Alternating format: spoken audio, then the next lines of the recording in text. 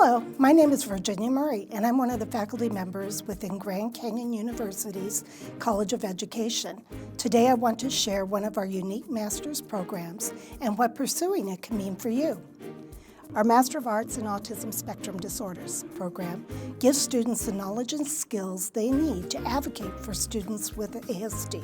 Created with convenience in mind, our master's program is available online and some are offered as evening cohorts.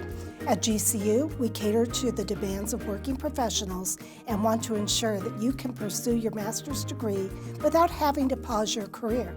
Our online and evening students have access to the same benefits as our traditional students, including highly effective faculty members and administrative leadership, accommodating payment plans, generous scholarship opportunities, technical support, and valuable resources. Students enrolled in GCU's ASD program will complete 32 credits, including brain-based learning, policy and ethics, leadership and collaboration, and life skills and transitions for autism spectrum disorders. In addition to successfully completing these courses, students will complete field study and internships to apply techniques and gain real-life practical experiences within the field. The comprehensive program focuses on autism research and child development to shape students into effective ASD specialists who can develop relationships with students and support them throughout school and beyond into independent living.